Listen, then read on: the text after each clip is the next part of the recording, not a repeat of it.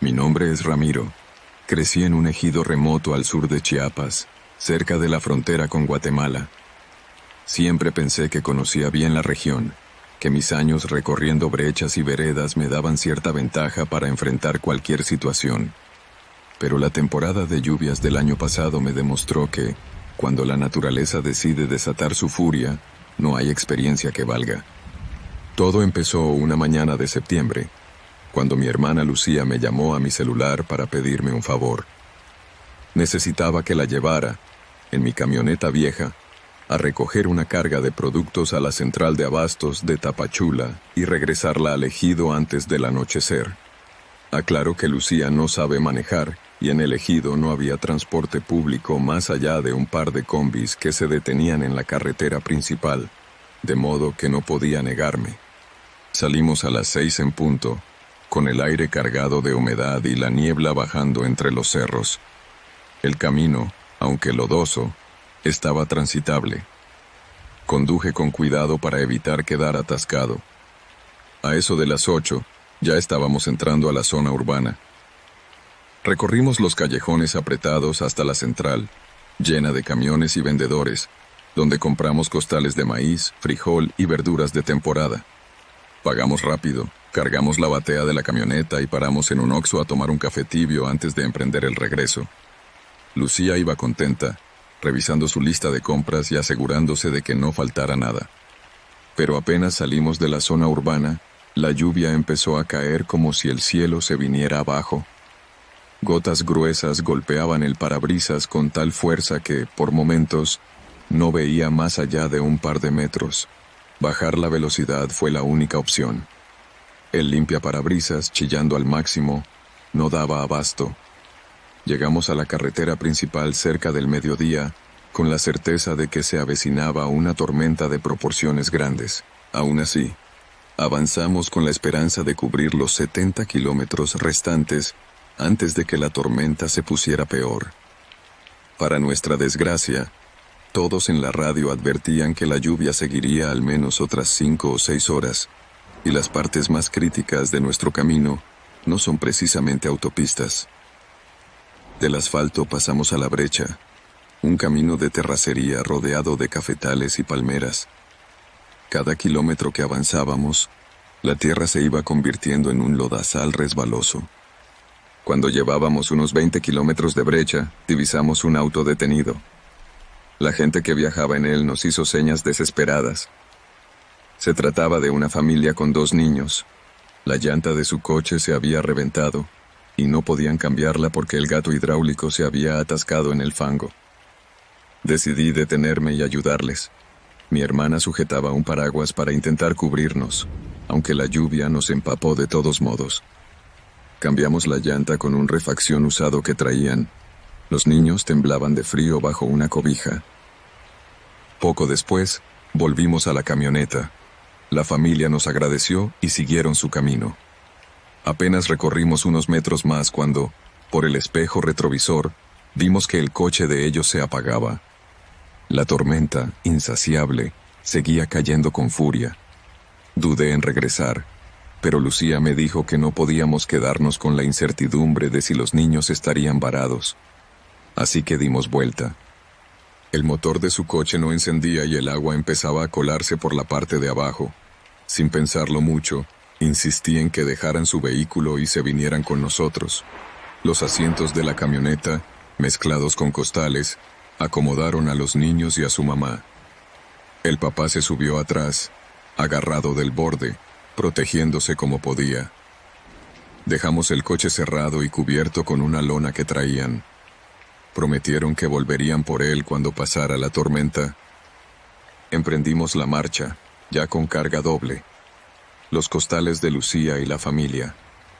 Yo sentía la camioneta pesada. En cada bache el cárter se rozaba con el lodo. Sin embargo, avanzábamos. A los pocos minutos, otro contratiempo. Un derrumbe a mitad de la brecha. Una mezcla de lodo, ramas y rocas bloqueaba por completo el paso. Me bajé a verificar si al costado se podía rodear. Con la tormenta, se oía el agua correr como un arroyo recién nacido. Intenté meter la camioneta por un lateral, pero las llantas patinaron y me quedé a medias. El papá de los niños y yo empujamos, mientras Lucía manejaba en reversa, hasta que logramos retroceder. Desesperados, fuimos al otro extremo para ver si, rodeando por una vereda entre cafetales, teníamos más suerte. Aún con el agua calándonos hasta los huesos, metí la camioneta por un pequeño sendero cubierto de vegetación espesa, rezando por no topar con un barranco.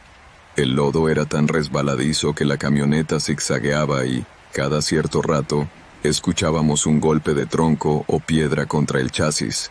No podía ir rápido. Un mal giro nos llevaría a una barranca. Finalmente, vimos algo de esperanza. Un pueblo pequeño, un caserío con la silueta de techos de lámina. Nos metimos hasta una cancha de básquet que hacía de plaza central. Para nuestra fortuna, una vieja escuela servía de refugio temporal para la gente atrapada por la tormenta.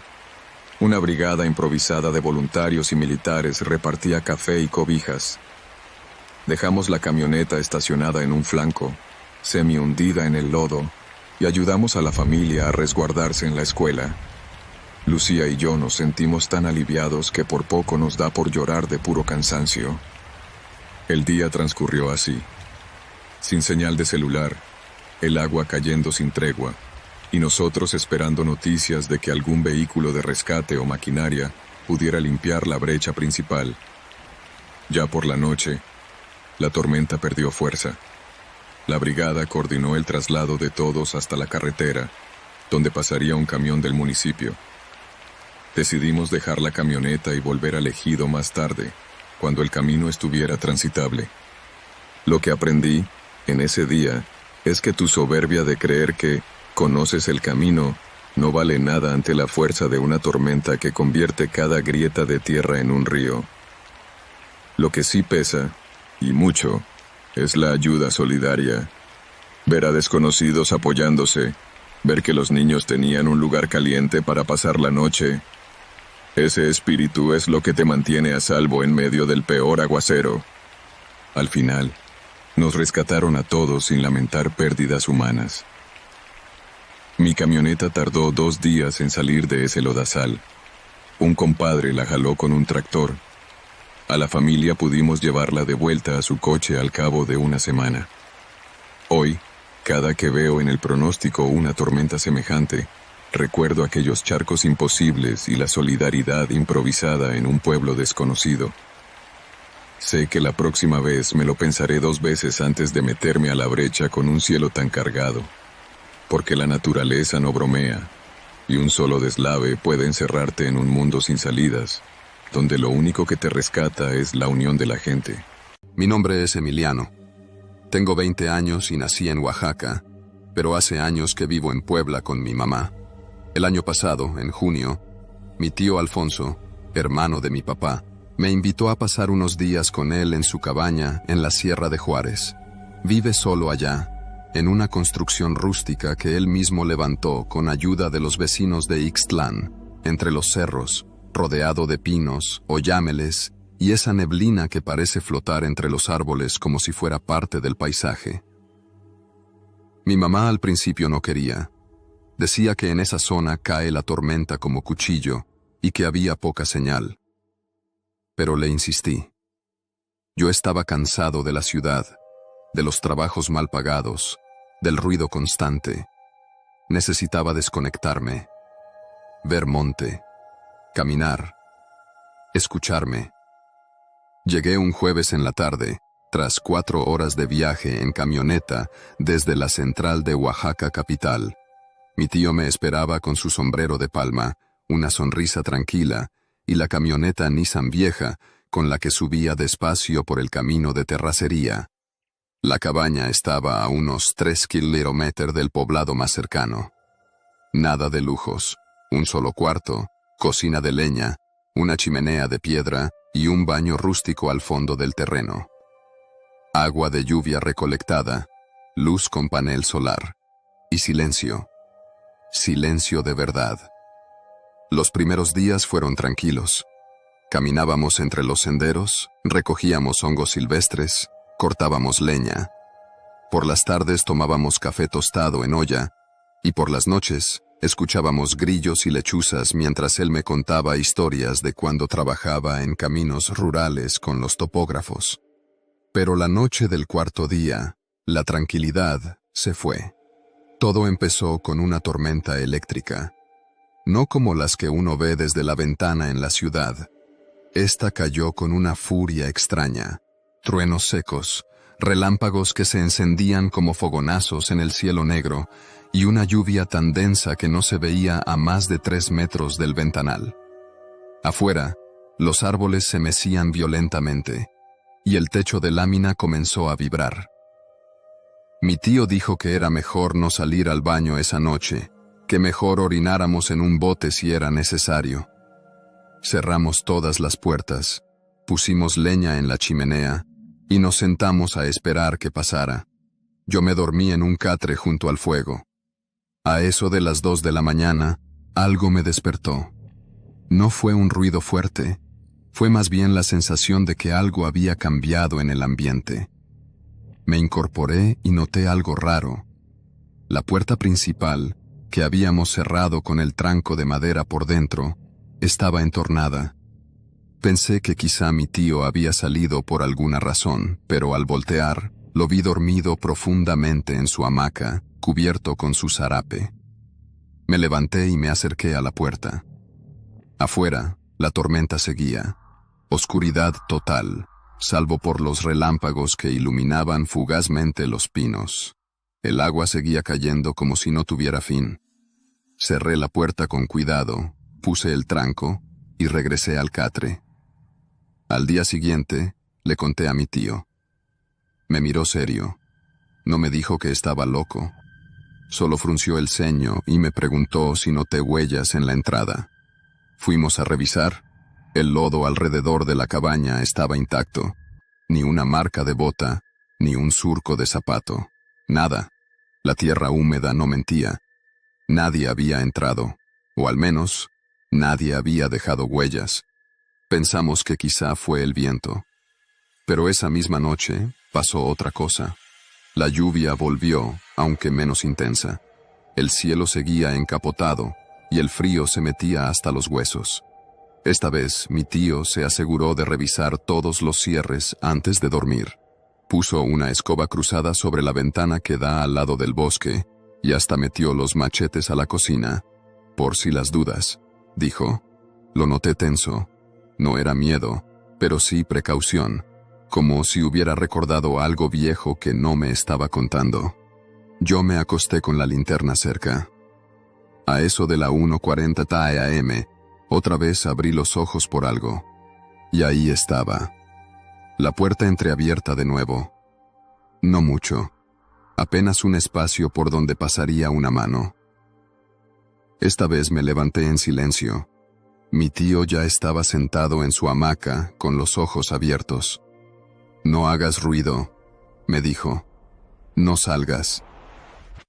Nos quedamos así, en silencio, mirando hacia la puerta. No escuchábamos pasos. No había crujidos de madera. Solo la lluvia ligera golpeando el techo y un viento sutil que pasaba entre las rendijas. Después de unos minutos, mi tío se levantó, cerró la puerta y metió el tranco.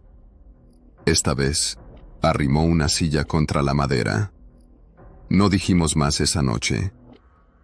La mañana siguiente, el clima había mejorado. La lluvia se detuvo y salió algo de sol entre la neblina. Mi tío sacó café y me pidió que lo acompañara al bosque. Caminamos sin hablar, hasta un claro donde había un pequeño altar de piedra que nunca me había mostrado. Sobre él, una vela apagada y una figura de madera tallada a mano, vieja, erosionada. Hace años, cuando vivía aquí otro hombre, me dijo, se hablaba de alguien que rondaba por las casas durante las tormentas. Nunca dejaba huellas, nunca se robaba nada, solo abría puertas. Se decía que era alguien que buscaba calor. Le pregunté si creía en eso. Yo no creo ni dejo de creer, me respondió. Solo respeto. Esa noche, la última que pasamos allá, hicimos lo mismo que siempre, pero con una diferencia. Mi tío dejó una taza de café tibio sobre una piedra junto a la puerta, justo antes de que anocheciera. No como invitación, como gesto. No sé si sirvió. Pero esa noche la puerta no se abrió. Regresé a Puebla 3 días después. No he vuelto a la sierra desde entonces. Pero hace poco, mi tío me mandó un mensaje, una foto. La taza de café seguía ahí, intacta. Pero al lado, en la tierra húmeda, había una marca. Una huella. No de bota, no de animal. Descalza. Perfecta. Como si alguien por fin hubiera querido ser notado. La foto que me mandó mi tío Alfonso me llegó un miércoles en la madrugada, a las 3:13 a.m. Yo estaba dormido y no la vi hasta que me levanté para ir al trabajo. Tenía el teléfono cargando sobre el buró. Cuando vi la hora en que había sido enviada, algo me apretó el estómago. Era una imagen sencilla, la misma piedra junto a la puerta de la cabaña, la taza blanca donde él solía servirme café, y justo al lado, como marcada con regla, una huella descalza en la tierra húmeda. Larga, delgada, con el arco muy marcado. No era huella reciente, pero se notaba clara, como si la hubieran dejado intencionalmente justo ahí. No venía acompañada de ningún texto, solo la foto. Pero no hacía falta. Sabía lo que significaba. Había vuelto. Le llamé ese mismo día, pero no contestó. Tampoco los siguientes. Pensé que tal vez se había ido a Ixtlán a surtirse de víveres, o que simplemente había apagado el celular para no gastar batería. Allá el tiempo no se cuenta igual que acá. Uno puede pasar 3 días sin señal y nadie se asusta. Hasta que el sábado, por fin, me respondió con un mensaje de voz. Ya no deja la taza donde estaba, ahora se la lleva, y la deja vacía más cerca de los árboles, como si quisiera que lo siguiéramos. Pero yo no voy a seguir a nadie, no esta vez. Esa fue toda la nota, una voz pausada, sin miedo, pero con algo más, como si ya no lo sorprendiera, como si mi tío estuviera acostumbrándose a una presencia que ya no era desconocida, sino simplemente parte de la rutina allá arriba. Durante el siguiente mes seguimos en contacto, pero poco. Mensajes sueltos, comentarios breves. Hasta que a mediados de agosto me dijo que alguien había dejado otra cosa. No una huella, no una taza, un objeto, un botón, viejo, de chaqueta, pesado, de metal, con un grabado que apenas se distinguía. Lo encontró sobre la repisa de la cocina, donde él guardaba las tazas. Según me dijo, él nunca había visto ese botón antes. Lo colocó sobre la mesa, lo miró durante días, y luego lo dejó afuera, sobre la piedra donde ponía el café. A la mañana siguiente, ya no estaba. La puerta, sin embargo, había sido abierta otra vez, y esta vez, el tranco de madera estaba roto, no forzado, roto desde adentro, como si la propia madera hubiera cedido sin presión visible. Le pregunté si iba a bajar al pueblo, si iba a dejar la cabaña por un tiempo. Me respondió que no. Aquí he vivido más de 10 años. No voy a correrle a algo que no me hace daño. Solo abre la puerta. Solo deja cosas. Le insistí. Le dije que al menos consiguiera otro seguro, o una puerta más firme. Pero él ya tenía otra manera de verlo. No quiere entrar, quiere que lo veamos. En septiembre, recibí otra foto. Era de día, tomada desde el interior de la cabaña, con la puerta abierta.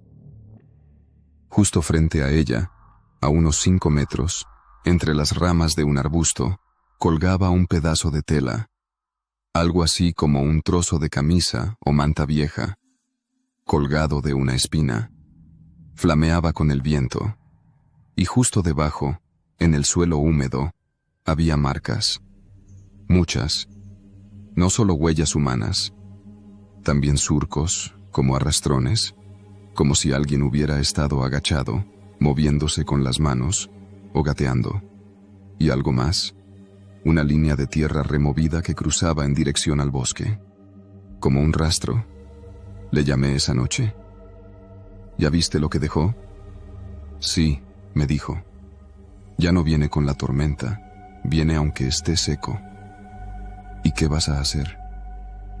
No sé. ¿Quieres que suba? Silencio. No. ¿Por qué no? Porque si vienes, también te va a ver a ti. Después de eso, dejamos de hablar por un tiempo. No sé si por decisión de él o por simple desgaste. A mí me costaba dormir. Me preguntaba qué haría si me tocara ver esa puerta abriéndose otra vez. Si yo también, como mi tío, decidiría quedarme sin hacer nada, sin gritar, sin salir corriendo. Si también empezaría a ver esa presencia como una rutina, como parte del monte. Un día, me armé de valor y decidí ir. Tomé una semana de vacaciones en el trabajo y viajé a Oaxaca sin decirle. Quería subir sin previo aviso, sin darle tiempo de decir que no. Compré víveres en Ixtlán, renté una moto con un amigo de allá y subí por el camino de terracería hasta la vereda que lleva a la cabaña. Llegué un martes, a mediodía. La puerta estaba abierta, no de par en par, solo entornada, como siempre. Toqué. Nadie respondió. Entré. Todo estaba en su lugar. Las tazas, el catre, la chimenea.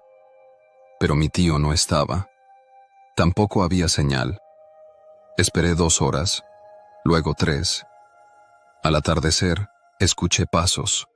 Corrí afuera, esperando verlo, pero no era él. A lo lejos, entre los árboles, vi una figura. No estaba descalza, no caminaba raro.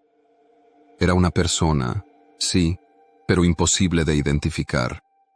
Estaba lejos, quieto. Me quedé ahí, sin acercarme, solo mirándolo. Y entonces, como si supiera que lo observaba, alzó una mano. No saludó, solo la levantó. Igual que en la historia del río de la que no quise hablar con mi primo. Volví a la cabaña, cerré la puerta. Esa noche dormí ahí, con el tranco nuevo puesto, con la linterna cerca. No escuché nada, pero a la mañana siguiente, cuando salí, encontré algo sobre la piedra junto a la puerta. No una taza, no un botón, era un cuaderno, viejo, forrado con tela de saco, atado con hilo. Lo abrí.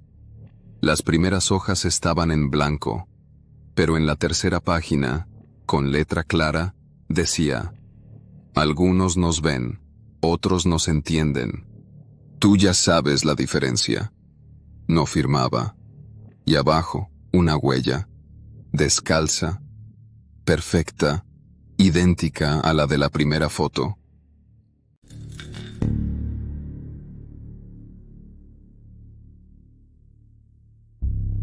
Me llamo Verónica Treviño. Tengo 39 años y vivo en la Ciudad de México, en la colonia Portales. Trabajo como representante de ventas de equipo médico y por eso paso más tiempo en carretera que en casa. Estoy acostumbrada a manejar sola, a comer en el coche, a que mis playlists me hagan compañía en tramos larguísimos, donde el único sonido aparte del motor es el viento rebotando en los retrovisores. Siempre he dicho que le pierdes el miedo al camino cuando ya conoces los baches de memoria. Pero hubo una noche, una sola, que cambió por completo mi manera de ver el volante. No fue sobrenatural. No fue un cuento de espantos. Fue algo mucho más peligroso. Algo que me demostró que a veces, en esta carretera que todos creemos conocer, puede pasar lo peor sin que nadie escuche nada. Era un viernes por la tarde. Había terminado una presentación en una clínica de San Andrés Cholula, en Puebla, y ya me regresaba a casa. Había salido más tarde de lo planeado. Eran casi las 8 de la noche cuando dejé la ciudad. El cielo ya estaba gris, con nubes bajas y cargadas.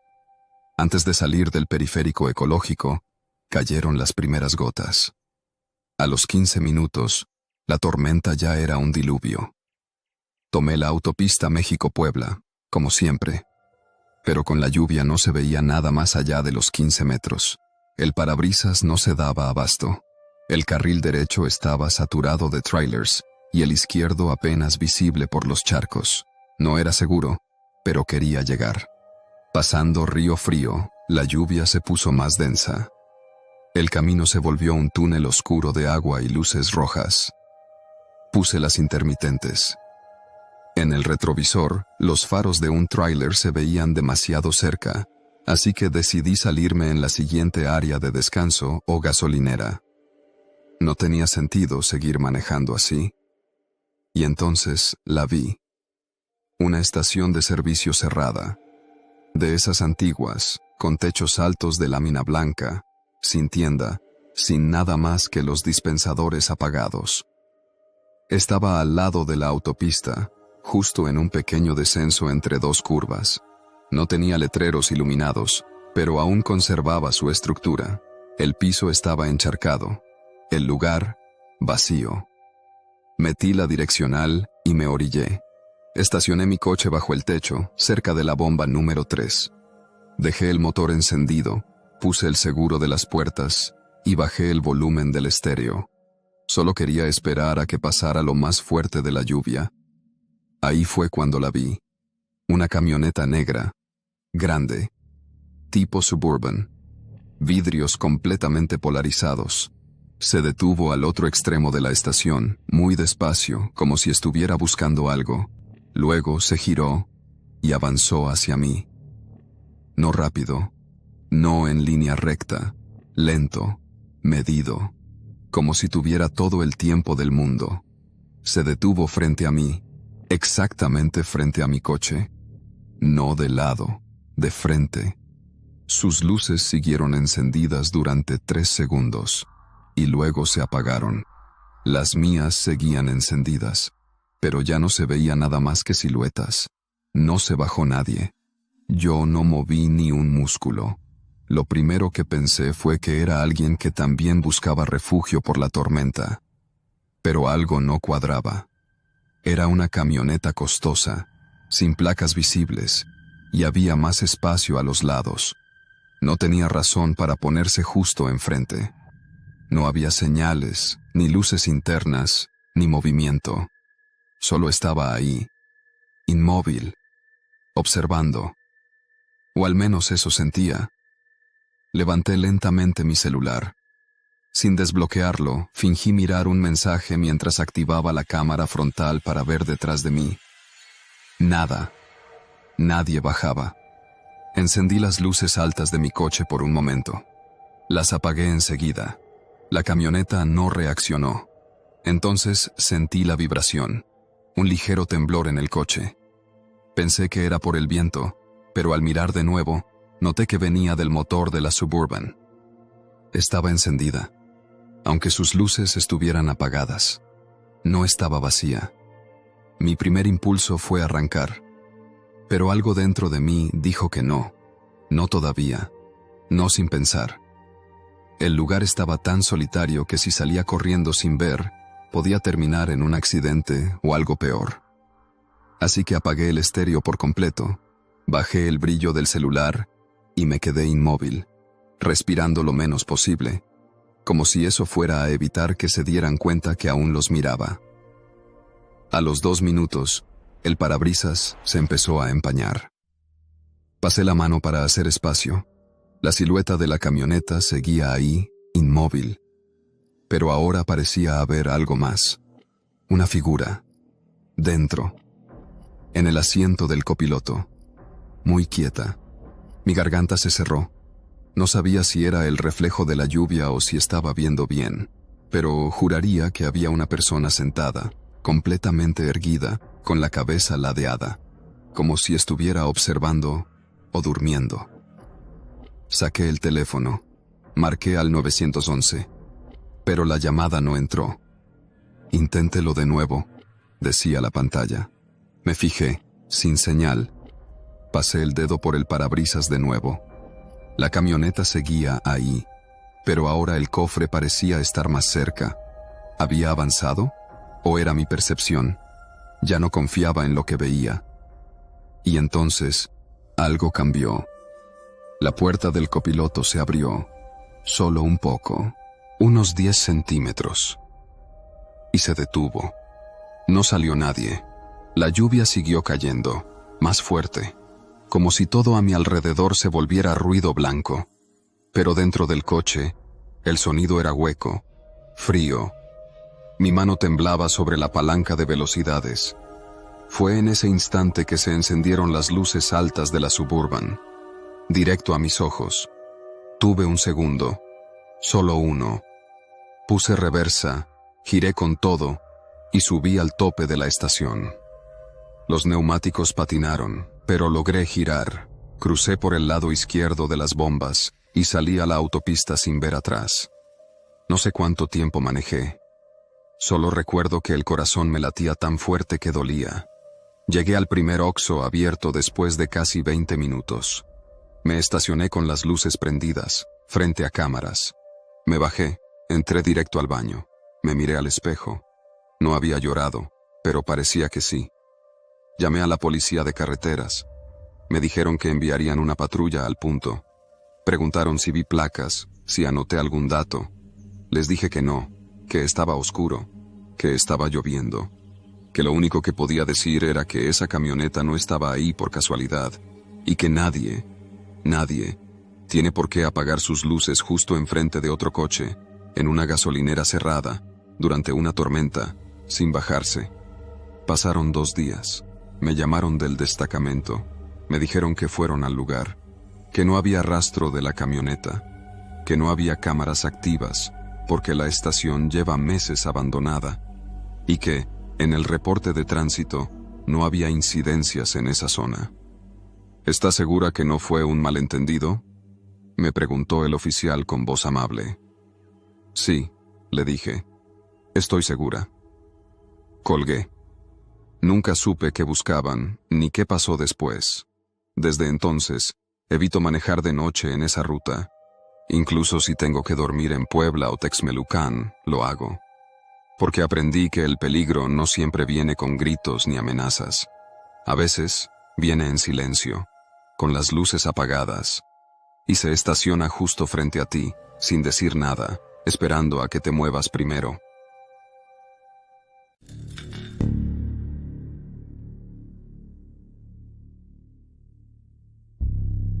Mi nombre es Francisco Javier Aldama.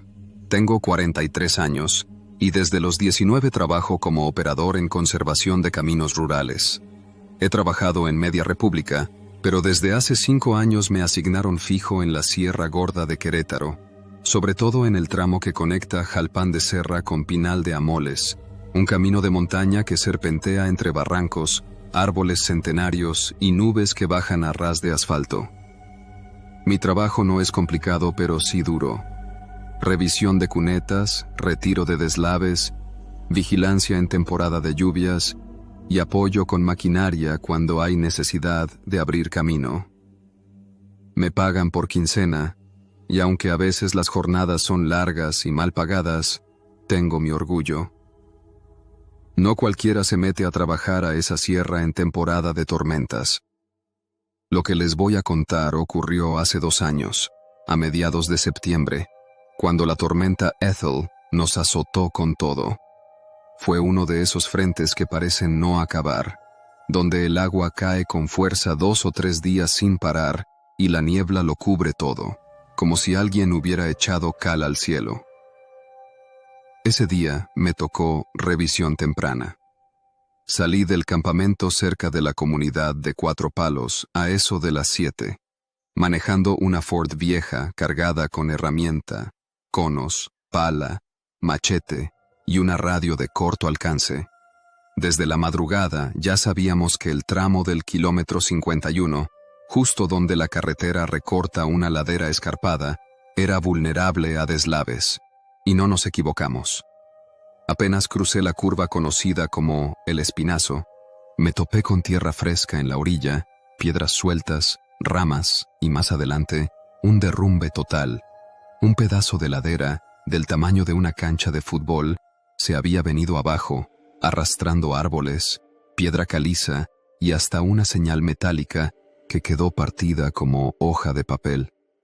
Me bajé con mi impermeable, tomé fotos, marqué con cinta y avisé por radio. Pero la señal era débil.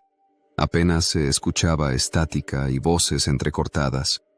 Dije mi ubicación, pedí apoyo con retroexcavadora y me dijeron que tratarían de llegar por la parte baja, desde Pinal, pero que no sabían si el camino estaba libre. La lluvia no aflojaba. Me quedé ahí, esperando, comiéndome un par de galletas húmedas y revisando que no se moviera más la ladera. A eso de las 12, el agua bajó con más fuerza, como si la sierra escupiera lo que ya no podía sostener. Una luz menor cayó a unos metros de mí, embarrándome las botas y la mitad de la troca. Decidí moverme cuesta arriba, donde había una curva ancha que se usa como punto de descanso para vehículos pesados. Sabía que ahí tenía mejor visibilidad y algo más de margen por si caía otro derrumbe. Llegué justo cuando la niebla volvió a cerrarse. Silencio total. Solo el tambor de la lluvia en el toldo y el croar lejano de sapos. Entonces fue cuando lo noté. En la parte blanda del camino, donde el lodo se mezclaba con las hojas y la grava suelta, había huellas. Claras. Recientes. De botas. No era una ni dos. Eran varias. Se dirigían cuesta arriba, saliendo del camino hacia la ladera, y lo raro era que nadie había reportado paso por ahí. Yo había sido el último en llegar, y por radio nos habían confirmado que no había nadie más varado en ese tramo. Me bajé con cuidado. Revisé las huellas. Eran profundas, marcadas por el agua, pero no deformadas, lo que significaba que habían sido hechas poco antes, tal vez en la última media hora. Seguí el rastro con precaución. Subía por una vereda natural, entre helechos y raíces. Las pisadas se deshacían un poco con la lluvia, pero seguían siendo visibles. Trepé unos 20 metros entre el monte, hasta llegar a una especie de claro en la ladera, donde se veían los restos de una construcción vieja. Parecía una base de concreto, tal vez lo que quedaba de una antigua caseta forestal o una torre de vigilancia. Ahí, bajo el alero derrumbado, vi algo que me puso los pelos de punta. Una mochila de lona abierta, mojada, y al lado, una libreta empapada con letras que aún se alcanzaban a leer. Bajamos desde Bucareli, caminamos sin parar desde anoche. Algo nos sigue. No sé si es el eco o si de verdad hay alguien más. Nos vamos hacia el sur, pero no pasaremos por la carretera. No supe qué pensar. No conocía a nadie en el equipo que hubiera reportado patrullaje desde Bucareli en esos días. Además, Bucareli queda lejos, y ese camino está cerrado en temporada de lluvias. Tomé la libreta, la metí en una bolsa de plástico y regresé al camino. La lluvia seguía y ya era tarde. La radio volvió a sonar débil. Una voz apenas entendible decía que la maquinaria no iba a poder pasar hasta el siguiente día. Que me quedara donde estaba. Esa noche dormí en la camioneta, con la mochila encontrada sobre el asiento y la libreta envuelta bajo mi chamarra. Puse los seguros, aunque sabía que allá arriba no hay más que monte. Alrededor de las 2 de la madrugada, me despertó un golpeteo. Pensé que era el viento. Luego me pareció que venía de la caja trasera de la troca. Me asomé por el espejo y no vi nada. El monte seguía oscuro. La lluvia caía más ligera. Entonces escuché pasos. Pasos lentos, húmedos, pisando hojas mojadas. No era un animal. Era alguien. Encendí las luces de la troca. Nada. Silencio. Pero en la ladera, justo donde había estado la base de concreto, se veía un resplandor tenue, como de una linterna mal enfocada. No me bajé, no moví nada, solo apagué las luces otra vez y esperé. A los 5 minutos, el resplandor desapareció. Al amanecer, me acerqué de nuevo a la base. No había rastro de luz, pero la mochila ya no estaba donde la dejé. Tampoco la libreta. Regresé al punto del derrumbe sin decir nada. Cuando llegó el apoyo, solo reporté el daño y omití lo otro. ¿Qué iba a decir? ¿Que vi huellas sin dueño? ¿Una mochila fantasma y luces en plena tormenta? Nadie me habría creído.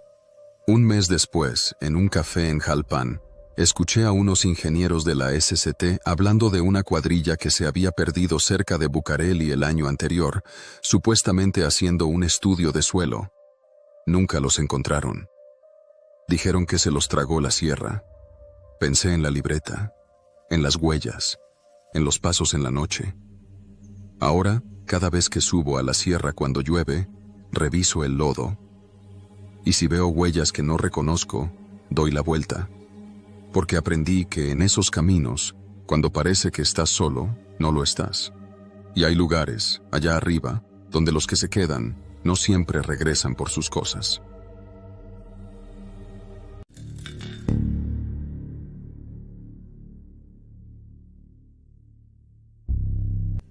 Me llamo Emiliano, tengo 29 años y soy paramédico voluntario en una asociación civil que opera en el sureste de México. No me pagan o me pagan muy poco, pero no estoy aquí por eso. Empecé cuando tenía 19, recién salido del bachillerato, después de que mi hermano murió en un accidente de moto. Un tráiler lo dejó tirado en la carretera y nadie llegó a tiempo. Desde entonces me prometí que haría lo que pudiera para que otros no se quedaran esperando. La mayoría de los días me toca cubrir rutas de Villahermosa a Comitán, pasando por zonas rurales, tramos de selva y pueblos donde el único consultorio es una mujer mayor que aprendió a inyectar por su cuenta. Pero el caso del que voy a hablar no fue uno cualquiera. Y aunque no hubo fantasmas ni criaturas, les juro que lo que pasó esa noche fue real. Lo cuento porque alguien tiene que saberlo, porque a veces lo más peligroso no es lo que vemos, sino lo que espera que lo encontremos. Todo empezó un viernes por la tarde, en septiembre, justo cuando empezó la temporada de tormentas más intensas. Estaba en la base de la Trinitaria, tomando café con otros 2 compañeros. El cielo estaba color plomo, como si fuera a desplomarse de golpe. Ya habíamos tenido alertas por derrumbes en tramos de terracería, así que nos manteníamos en vigilancia. Fue entonces que entró la llamada, no por radio ni por celular, por línea directa de la base, algo que casi no pasa. La voz era de un hombre. Había interferencia, pero pude escuchar lo suficiente. Ayuda. Necesitamos ambulancia. Mujer embarazada. Comunidad. Las Golondrinas. Kilómetro 83. Carretera vieja. Pedí y repetir. Solo entendí lo del kilómetro 83 y que la comunidad estaba pasando un lugar llamado Laguna San Pedro. El hombre colgó sin más. Preguntamos a las bases cercanas. Nadie conocía esa comunidad. Ni siquiera aparecía en los mapas oficiales. Pero había un tramo viejo de la carretera federal 190 que pasaba por un desvío rural, poco usado desde que abrieron la autopista nueva. Mi jefe me dijo que si quería ir podía hacerlo, que tomara la ambulancia con un conductor, pero que me llevara lo básico, solo un kit de parto y lo necesario para estabilizar. La tormenta ya venía fuerte, pero no parecía peligrosa todavía. Tomé la unidad con Damián, un conductor experimentado, y salimos a las 6:40 de la tarde. El trayecto fue normal al principio. Lluvia ligera, carretera libre. Pero al tomar el desvío hacia el tramo viejo, todo cambió. Era un camino de asfalto cuarteado, rodeado de árboles altos, sin señal de celular. A los lados, pastizales densos y colinas cubiertas de neblina. Condujimos hasta ver un letrero oxidado, apenas legible. Kilómetro 83. Las golondrinas 3 km. La flecha apuntaba a un camino de terracería con más piedras que tierra. Damián bajó la velocidad. ¿Seguro que es por aquí? Fue lo que dijeron. A 3 kilómetros. Sigamos. Entramos. La lluvia se intensificó. Pasaron más de 25 minutos para recorrer ese tramo. El camino parecía cerrarse por momentos. A ratos, el lodo casi nos detiene. Las ramas golpeaban los vidrios, pero no vimos ninguna casa, ninguna luz, ningún indicio de comunidad. Solo selva. Y entonces vimos un poste de madera con una lámina vieja colgando. Bienvenidos a las golondrinas. Pero no había nada detrás del letrero. Solo más árboles. Un camino angosto que bajaba en espiral, entre piedras. Damián dudó. Esto ya no es carretera. Aquí no hay nada. Avanza un poco más. Tal vez están más abajo. Avanzamos 300 metros más y fue entonces que lo vimos. Una casa de madera al fondo, con una luz amarilla encendida. Paramos la ambulancia junto a un árbol y bajamos. No llovía ya, pero el aire era espeso, cargado. Me bajé con la mochila y el kit de parto. La casa parecía abandonada, pero la luz estaba prendida. Tocamos. Nadie respondió. Tocamos de nuevo. Escuchamos un sonido adentro, como sillas arrastrándose. La puerta se abrió sola, despacio, y ahí, en el centro de una sala vacía, había una camilla de parto vieja, cubierta por una sábana blanca. Encima, nada. Solo un estetoscopio viejo, como los que usaban en los años 80. Y algo más. Un papel doblado con mi nombre escrito a mano. Emiliano. Me quedé frío. Lo abrí. Solo decía, gracias por venir. No la salvaron. Pero tú sí llegaste. Miré a Damián. Estaba pálido. ¿Quién escribió eso? Antes de que respondiera se apagó la luz. Todo quedó en completa oscuridad. Damián sacó su celular. Sin señal. Yo encendí mi linterna, y en ese momento escuchamos pasos afuera. No en el lodo, en la madera del porche. Alguien caminaba alrededor de la casa. Salí con la lámpara, apuntando hacia todas partes. Damián me siguió. No había nadie. Pero en el vidrio de la ambulancia alguien había escrito con el dedo mojado una palabra. Baja. Corrimos a la ambulancia y encendimos el motor. El camino de regreso parecía más cerrado que antes, más angosto. La lluvia volvió de golpe, como si alguien la hubiera encendido. El parabrisas apenas dejaba ver, pero al avanzar 100 metros, vimos una figura al centro del camino. Una mujer, vestida con un vestido blanco, descalza, cabello mojado cubriéndole el rostro. Embarazada. Le hice señales. No se movió. Sube, súbela, le dije a Damián. Él solo me miró, blanco como papel. No está ahí. ¿Cómo que no? No hay nadie, Emiliano. Miré de nuevo. La mujer seguía ahí, pero su reflejo no aparecía en los charcos. Entonces parpadeé y desapareció. Solo un charco. Solo agua. No hablamos más hasta salir del tramo. Cuando volvimos a ver la carretera, era de madrugada. Llevábamos 4 horas en el tramo viejo, pero el reloj marcaba apenas las 8:55 p.m. Nos quedamos en silencio. Días después, fui a la Secretaría de Salud de Chiapas. Pregunté por las golondrinas. No había registros. Pregunté por llamadas a la base. Revisaron el historial. No había entrada de llamada a esa hora, pero la hoja con mi nombre seguía en mi mochila. La guardo hasta hoy. Y desde esa noche, cada tanto, me llega un mensaje por radio. No lo escuchan los demás. Solo yo. Una voz de mujer. Gracias por llegar. Esta vez sí llegaste. No sé quién era. No sé si alguna vez existió, pero sí sé que alguien me esperaba. Y que ese lugar, aunque no esté en los mapas, sigue ahí, esperando a otro paramédico.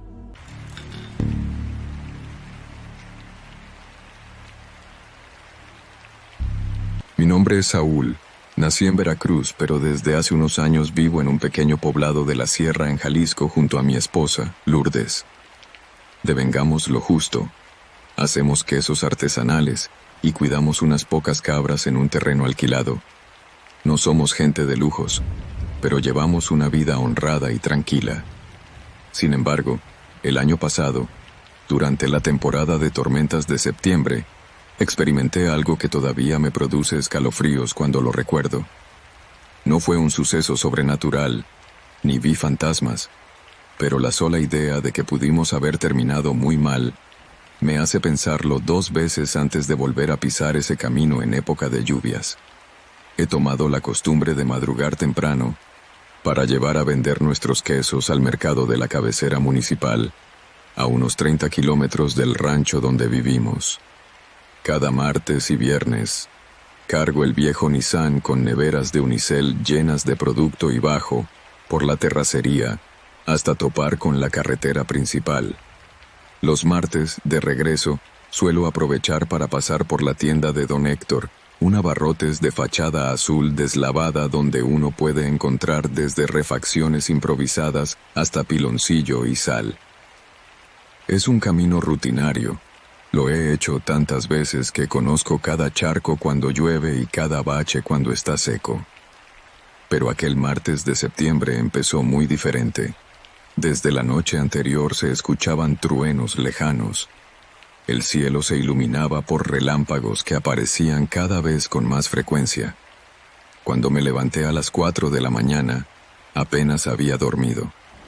El viento azotaba las ramas de un viejo guayabo en nuestro patio, y sentía que en cualquier momento la tormenta se soltaría con furia.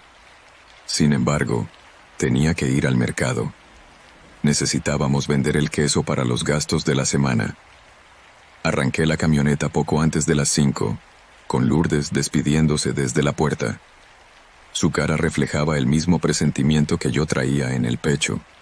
Ese ceño fruncido que uno pone cuando sabe que algo anda mal pero no puede explicarlo. A pesar de la preocupación, la dejé con un abrazo rápido y bajé por el camino de terracería. El aire estaba tan cargado de humedad que casi dificultaba la respiración. Durante la primera parte del trayecto todo fue normal.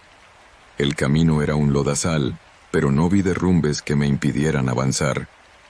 Con paciencia, en tercera velocidad, llegué a la carretera. La lluvia apenas era ligera. Para cuando entré al mercado de la cabecera, la mañana se veía parsimoniosa, gris, con los puestos todavía acomodando sus mercancías medio cubiertas por plásticos. Vendí rápido, pues mis clientes ya me conocen y se llevan mi mercancía en cuanto llego. Con el dinero en la mochila y un café espeso en el estómago, emprendí el regreso cerca de las 9. Justo cuando iba saliendo del poblado, la tormenta cayó con la fuerza que temía. Fue casi como si el cielo se partiera en dos. A los pocos minutos, la carretera se oscureció tanto que tuve que encender las luces. A los costados, las cunetas se llenaban de agua marrón y la visibilidad se reducía a menos de 10 metros.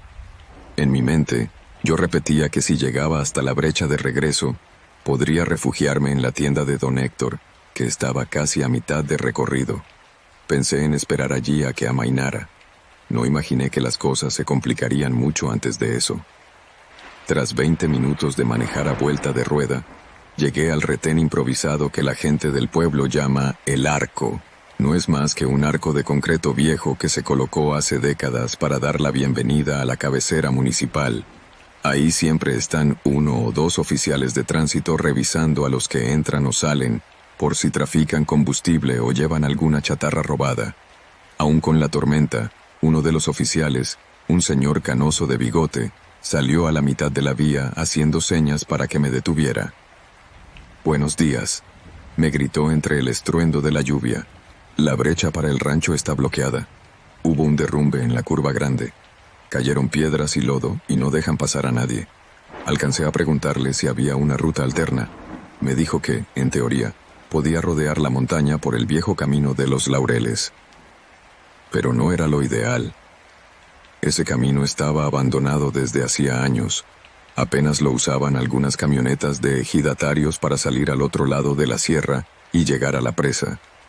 Además, con esa tromba, era probable que el barro lo volviera intransitable. Le di las gracias, casi sin saber qué hacer. Volver al poblado a esperar era una opción, pero ya se había llenado de peregrinos por las fiestas patronales y conseguir un lugar para quedarme era complicadísimo. Además, en casa me esperaba Lourdes con la comida y la preocupación de no saber cuándo volvería. Así que me armé de valor, revisé el tanque de gasolina, medio lleno, suficiente para un rodeo, y giré hacia el camino de los Laureles. Apenas me separé del arco de concreto, me di cuenta de lo difícil que sería. La brecha estaba en peor estado que nunca. Las llantas patinaban en cada curva y el parabrisas, golpeado por rachas de agua, apenas me dejaba distinguir más allá de un par de camionetas que pasaron en sentido contrario. Pude ver un letrero oxidado que decía, Laureles, 6 kilómetros, clavado en un poste de madera a punto de caerse. Avancé despacio, topándome con charcos que tranquilamente podían tragarse una llanta entera y con piedras rodando cuesta abajo. El aire que venía cargado de bruma parecía más frío. Entre paréntesis, me decía a mí mismo, no te detengas, no te detengas. Llegué a un punto donde el camino se bifurcaba. A la izquierda un letrero directo a los Laureles y a la derecha una vereda aparentemente más ancha pero sin señalización. Pensé en revisar el GPS del celular, pero la señal estaba muerta desde antes del retén. Di vuelta a la izquierda, siguiendo mi instinto, y tuve la corazonada de que, si algo salía mal, nadie me vería en una semana. El aguacero recrudecía. Miré la hora. Eran casi las 11 y sentía que el día se había vuelto noche. Al poco tiempo de andar se formó un lodazal más grande de lo que mi pobre Nissan podía manejar. Comencé a temer que se me quedara atascada. Reduje a primera y avancé con cuidado, pero de pronto el motor tiró una tos. Se ahogó y la camioneta se detuvo. Intenté encenderla de nuevo. Nada. El agua me llegaba casi a la mitad de las llantas. Metí la reversa, probé retroceder, eché humo, pero la troca no respondía. Apagué todo y respiré. Tranquilo, Saúl. Solo está mojada la bobina o algo así, me dije, recordando los consejos que me daba mi tío mecánico cuando era niño. Me bajé a revisar. El agua me calaba de inmediato. Metí las manos bajo el cofre, o más bien a tientas, para intentar secar algunos cables con un trapo que guardaba detrás del asiento. Estaba empapado de pies a cabeza en segundos. Miré alrededor buscando dónde resguardarme. El camino estaba flanqueado por cerros con hierba tupida y, unos metros más adelante, se alcanzaba a ver una especie de construcción de techo lámina, quizá un galpón. No parecía un lugar habitado, pero al menos tendría techo. Después de algunos intentos, logré que la camioneta encendiera. El motor rugió con un sonido inseguro, pero era algo. Aún así, cuando quise avanzar, las llantas patinaron en el fango. Volví a sentir que el vehículo se hundía. El lodo me llegaba hasta el tobillo y la llovizna se había convertido en tromba. Sin otra opción, decidí empujarla al arcén donde el piso parecía un poco más firme. Con esfuerzo, conseguí moverla apenas un par de metros. Luego colapsé de cansancio bajo la lluvia. Entre el ruido del agua, escuchaba el latir de mi corazón a todo galope.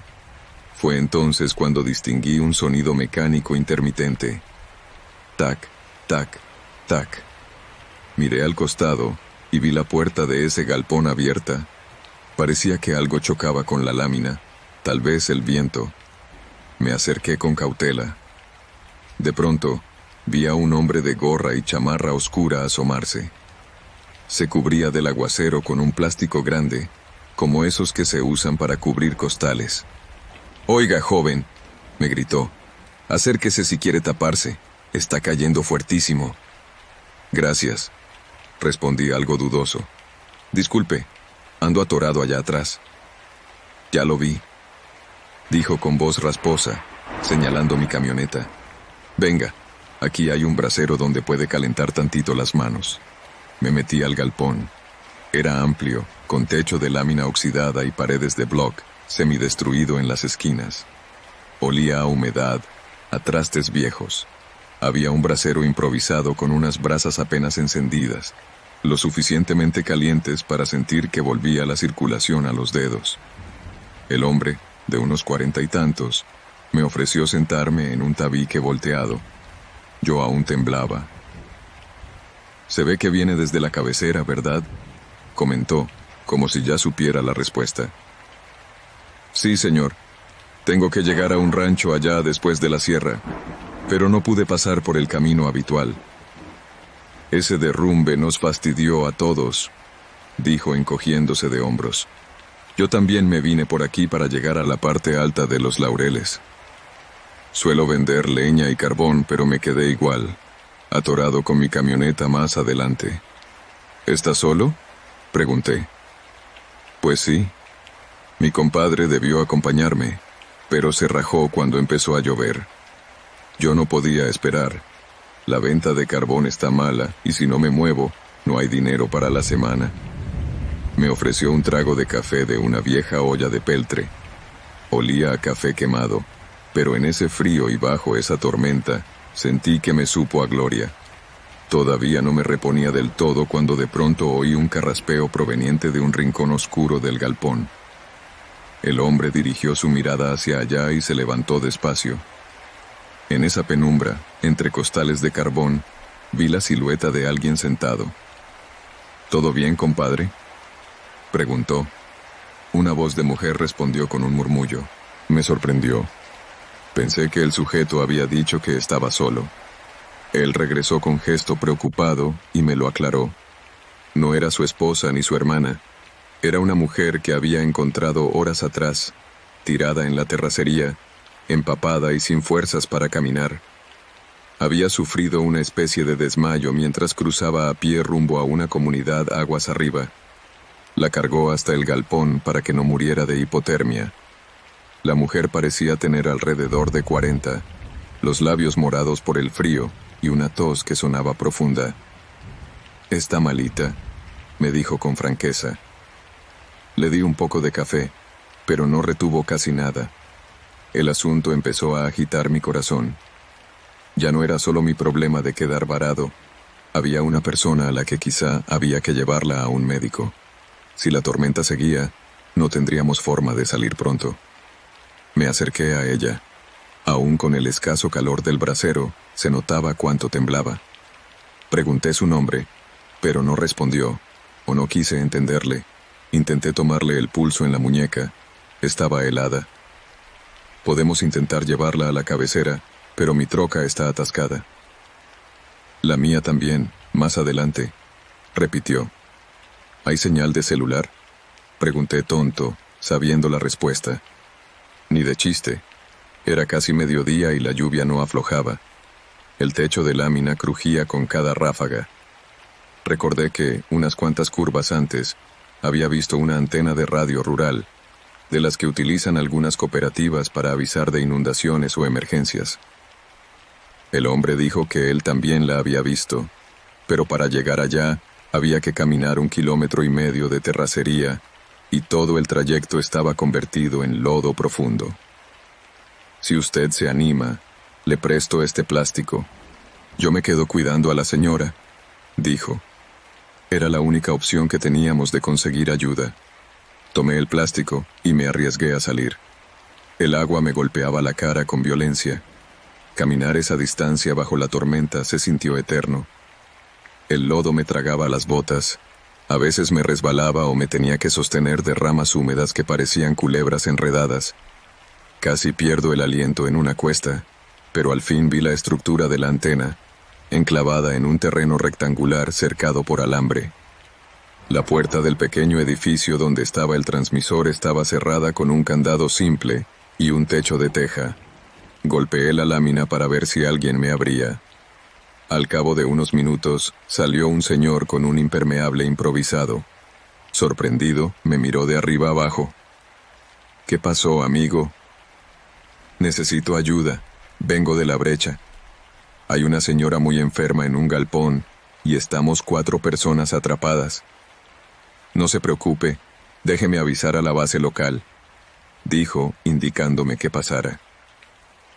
El interior del local era minúsculo, apenas cabía la antena y un viejo radio de onda corta. El señor, cuyo nombre no pregunté de inmediato, se puso unos audífonos y empezó a modular la frecuencia. Yo permanecí de pie, empapando el piso de cemento con charcos que escurrían. Después de varios intentos sin respuesta, consiguió enlazar con una estación en la cabecera municipal. Les explicó la situación, dio nuestra ubicación aproximada y pidió que enviaran una ambulancia o un vehículo de rescate en cuanto la lluvia disminuyera. Que tengamos paciencia, me dijo, suspirando. Las máquinas están sacando escombros del primer derrumbe, y además la mitad de la gente está en las fiestas del pueblo. Saber aquello me provocó un nudo en el estómago. Aún así, agradecí su ayuda y me despedí. El hombre del radiotransmisor me ofreció quedarme bajo techo, pero le dije que no podía dejar sola a la mujer enferma. Volví a la brecha bajo la misma tormenta. El trayecto se me hizo más difícil. Estaba empapado, las piernas me pesaban y la pendiente se había vuelto un barrizal peor. Resbalé tantas veces que perdí la cuenta. Cuando al fin regresé al galpón, el hombre de la gorra me dio un gesto de alivio. La señora dormía o estaba inconsciente, con la cabeza recargada en unos sacos. Tenía la frente fría, aunque menos que antes. El brasero se había apagado casi por completo y quedaban apenas brasas. Intentamos darle un poco más de calor encendiendo un cartón viejo que encontramos en un rincón. Luego le conté lo que había pasado con la radio y le dije que, con suerte, mandarían un vehículo de rescate al día siguiente. Hasta entonces, lo mejor era quedarse ahí, cuidar a la mujer y vigilar que la tormenta no inundara el galpón. El resto de la tarde fue un suplicio de espera.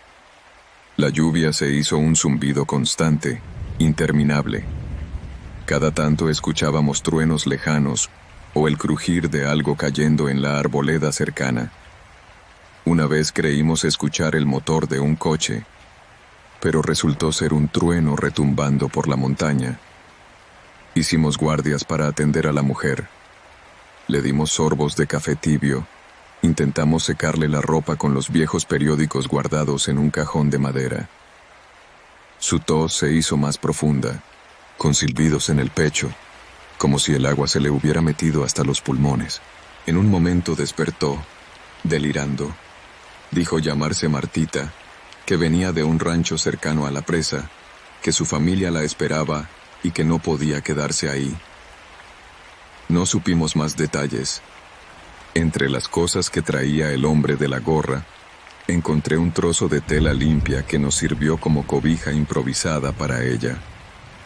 No era mucho, pero al menos la cubría de la brisa helada. Solo podíamos rezar para que amainara pronto y llegaran los rescatistas. La noche cayó sin que lo notáramos. El cielo se oscureció tanto que no sabíamos si eran las 7 u 8. En el celular no tenía señal ni batería. El hombre tenía un reloj de pulso, pero el vidrio estaba tan empañado que apenas podía leerlo. Estábamos atrapados, iluminándonos con la tenue luz que entraba por un farolito de emergencia que colgaba de un alambre en el techo. El agua había formado pequeños canales dentro del galpón y nos turnábamos para escarbar con un palo y dirigir el flujo hacia la salida, evitando que se hiciera un charco donde estábamos.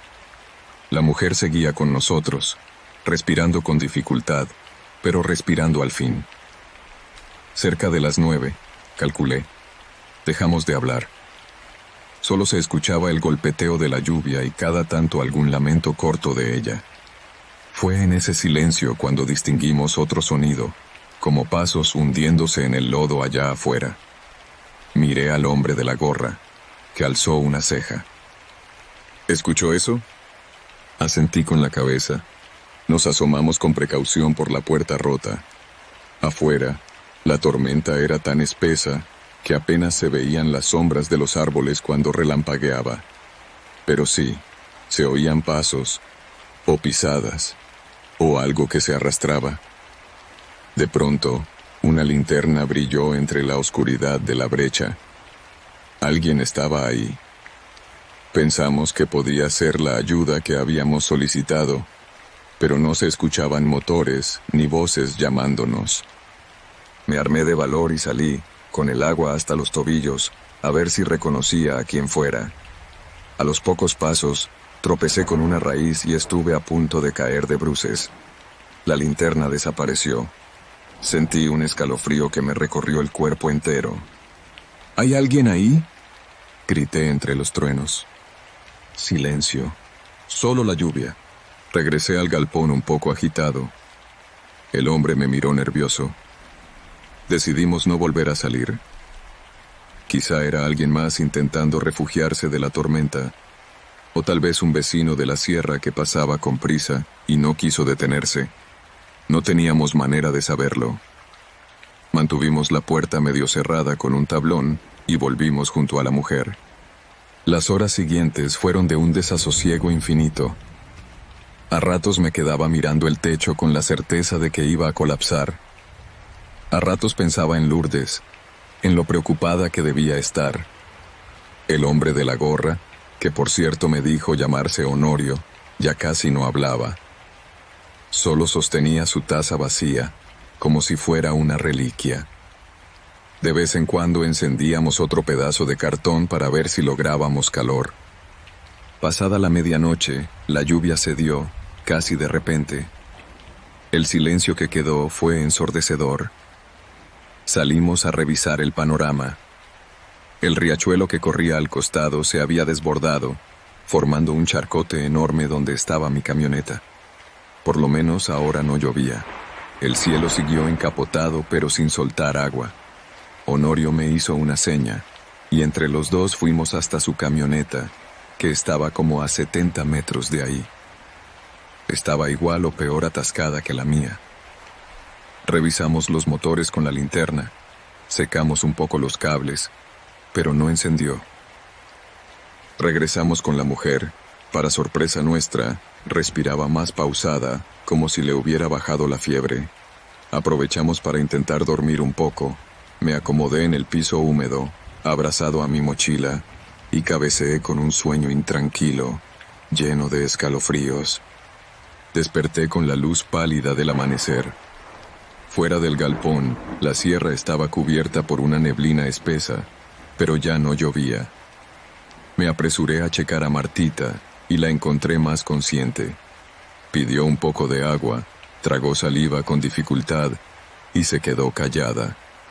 Con la luz del día, al fin vimos el aspecto real del lugar, el techo casi colapsado por la noche, el piso lleno de lodo y ramas, y las paredes con filtraciones por donde el agua se había colado. Era milagro que no nos hubiéramos empapado por completo durmiendo ahí. Ya con algo de visión, notamos que la brecha estaba todavía intransitable, convertida en un atolladero. Los cerros goteaban. Mientras discutíamos qué haríamos, oímos por fin un motor. Corrimos afuera y vimos un vehículo pesado, una camioneta de rescate verde con una pala mecánica atrás. Venían unos hombres con chalecos anaranjados de la municipalidad. Nos saludaron en cuanto nos vieron. Se bajaron 3 personas con botas de hule y guantes, listos para socorrer. Nos reportaron que estaban atrapados con una persona enferma, dijo uno de los rescatistas. Asentí, señalándoles el interior. Vieron a Martita, le tomaron el pulso y decidieron subirla a la camioneta oficial. A mí me ofrecieron llevarme también, pero preferí quedarme a esperar que sacaran mi vehículo del barro. Prometieron mandarme un tractor más tarde para remolcar. Honorio, por su parte, les pidió ayuda para su propia camioneta. Al final, el plan fue que Martita fuera conducida a la clínica de la cabecera, y nosotros iríamos después de asegurar nuestros vehículos. Así lo hicimos. En total, el rescate duró unas 2 horas. El camino de vuelta estaba lleno de piedras, ramas y señales de un deslave que cortaba la vereda en varios tramos. Nos tocó poner tabiques, acomodar troncos. Cuando por fin encendí el Nissan y sentí las llantas agarrar firmeza, casi lloré de alivio. Nos escoltaron hasta la carretera principal, donde la maquinaria ya había despejado el derrumbe. Logré llegar a casa a media tarde. Lourdes me recibió con un abrazo que me quitó cualquier resto de frío que trajera. Un par de días después supe que Martita se había recuperado. La encontraron deshidratada y con pulmonía incipiente, pero se repuso en menos de una semana. Honorio y yo coincidimos otra vez en el mercado tiempo después. Nos reconocimos y nos saludamos con un apretón de manos lleno de gratitud por la ayuda mutua. ¿Supiste quién traía esa linterna que vimos en la noche?, le pregunté. Él negó con la cabeza, haciéndose el serio. Con esta sierra, cualquiera anda por ahí, pero si no dijo nada, es que no tenía ganas de hablar. Nos reímos nerviosos, porque, aunque no era un fantasma ni nada raro, la idea de que alguien estuviera merodeando a oscuras en medio de esa tormenta sigue sin dejarnos tranquilos. Hasta hoy, cada vez que arranca la temporada de lluvias y veo esos nubarrones cargarse sobre la sierra, no puedo evitar recordar ese brasero apenas encendido, los truenos que retumbaban como tambores, y la incertidumbre de no saber si aquella mujer pasaría la noche. No fueron apariciones sobrenaturales ni criaturas extrañas, pero estar atrapados ahí, sin señal, viendo cómo la naturaleza se hace dueña de todo, fue suficiente para helarnos la sangre. Esa experiencia me enseñó una dura lección. A veces no se necesitan leyendas ni seres fantásticos para sentir verdadero horror. Basta una tormenta implacable, un mal camino y la soledad cruda de la sierra para que te des cuenta de qué tan pequeño eres frente a la fuerza de la naturaleza. Conservo la imagen de esa noche, con el galpón convertido en nuestro único refugio, y todavía me recorre un escalofrío. Cuando la lluvia empieza a caer con fuerza, prefiero quedarme en casa con Lourdes y posponer el viaje, porque sé que, en esta tierra, cada tormenta puede cobrar factura cuando menos lo esperas.